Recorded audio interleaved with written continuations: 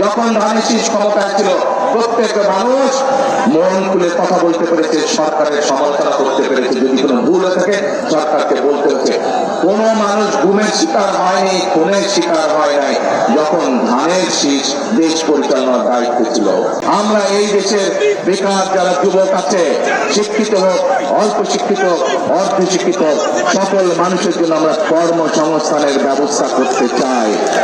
৭১ সালে যারা যুদ্ধ করে দেশকে স্বাধীন করেছিল, ৭১ সালে ছিল স্বাধীনতা স্বাধীনতা অর্জন করেছে আমরা।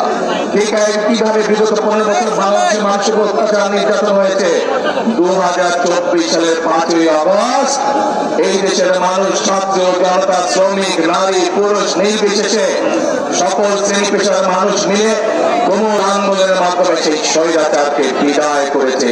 অর্থাৎ 2024 সালের 5ই আগস্ট হল স্বাধীনতা রক্ষার আন্দোলন, স্বাধীনতা রক্ষার যুদ্ধ ছিল।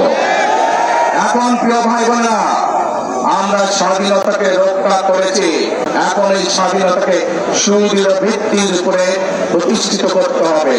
তাহলে কি করতে হবে? আমাদেরকে গণতান্ত্রিক প্রক্রিয়া চালু করতে হবে, দেশে মানুষের কথা বলার অধিকার দিতে হবে। একমাত্র এই নিশ্চয়তা দিতে পারে কে? কোন দল?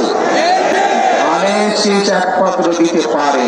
এখানে বহু মুরব্বী মানুষ উপস্থিত আছেন, মুরব্বীরা সাক্ষী। যখনই ধানের শীষ দেশ পরিচালনার দায়িত্ব ছিল, তখনই পৌরসভার ইলেকশন হোক, ইউনিয়ন পরিষদ ইলেকশন হোক, আল্লাহর রহমতে মোটামুটি ঠিকঠাক ভাবে ইলেকশন হয়েছে। তখনই যখন ধানের শীষ ক্ষমতায় ছিল প্রত্যেক মানুষ মন খুলে কথা বলতে পেরেছে, সরকারের সমালোচনা করতে পেরেছে। যদি কোনো ভুল হয়ে থাকে সরকারকে বলতে হচ্ছে। কোন মানুষ গুমের শিকার হয়নি, খুনের শিকার হয় নাই যখন ধানের শীষ দেশ পরিচালনার দায়িত্ব ছিল। প্রিয় ভাই বোনেরা, আজ বহু মানুষের আত্মত্যাগের বিনিময় আজ আমরা এই জায়গায় এসে দাঁড়িয়েছি। আমি মাঝে মাঝে একটি কথা বলি, টেক ব্যাক বাংলাদেশ। শুনেছেন কথাটা? এই কথাটার অর্থ কি? অর্থাৎ টেক ব্যাক বাংলাদেশ মানে যেই স্বৈরাচার বাংলাদেশকে চিন্তাই করে নিয়ে গেছিল। স্টাইল হোক রুচিশীল, পরিচয় হোক রাজকীয়, e commerce platform palace of classy, যেখানে ফ্যাশন মেলে আত্মবিশ্বাসে। শীতের হুডি হোক বা গরমের আরাম, আমরা আছি আপনার পাশে। 100% অরিজিনাল প্রোডাক্ট, দেশের যে কোনো প্রান্তে, ফ্রি হোম ডেলিভারি। অর্ডার করতে ইনবক্স করুন এখনই। Palace of classy, B classy, be confident. যেই স্বৈরাচার বাংলাদেশকে অন্য আরেকজনের হাতে দিয়ে দিয়েছিল, বুঝতেই পারছেন কাদের কথা বলছি? বুঝতে পারছেন আমরা কি শুনেছি সেই সময়? এই দলের লোকেরা একটি দেশ থেকে এসে বলতো, আমরা বলে আসছি আমাদেরকে ক্ষমতায় রাখার জন্য। এই দেশের ক্ষমতার মালিক কে? ক্ষমতার মালিক জনগণ। এই যে আমার সামনে হাজার লক্ষ মানুষ দাঁড়িয়ে আছে, আপনারা হচ্ছে এই দেশের ক্ষমতার মালিক। কাজেই এই ক্ষমতার মালিকের কাছে আমরা ক্ষমতা ফিরিয়ে দিতে চাই, কিন্তু অতীতে আমরা দেখেছি সেই ক্ষমতাকে দখল করা হয়েছিল, অন্য দেশের হাতে নিয়ে দেওয়া হয়েছিল। সেজন্যই বলে টেক ব্যাক বাংলাদেশ।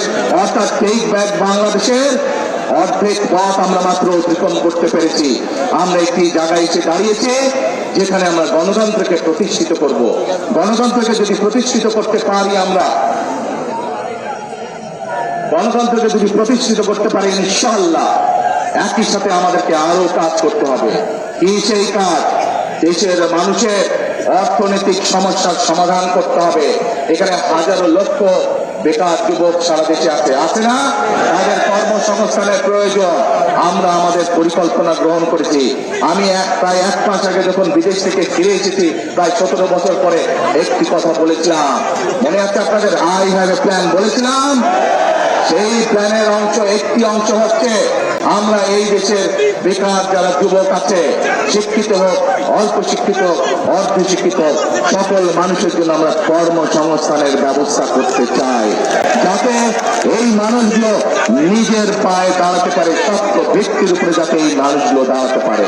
প্রিয় ভাই বোনেরা, শুধু আমাদের ভাই বোনদের যুবক যুবতী যারা আছে, যুব সমাজের যারা সদস্য, তরুণ সমাজের যারা সদস্য, তাদের শুধু কর্মসংস্থানের ব্যবস্থাই আমরা করতে চাই না, তাদের কর্মসংস্থানের পাশাপাশি আমরা তাদেরকে অর্থনৈতিকভাবে সচ্ছলভাবে গড়ে তুলতে চাই।